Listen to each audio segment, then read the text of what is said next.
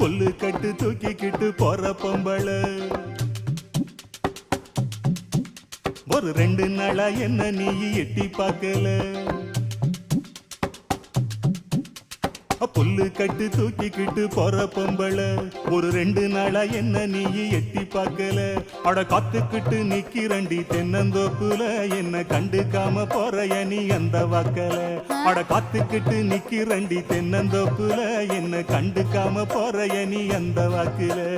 கல்லு கட்டு நோக்கத்துல வந்த மாப்பிள்ள இப்ப சுத்தி சுத்தியா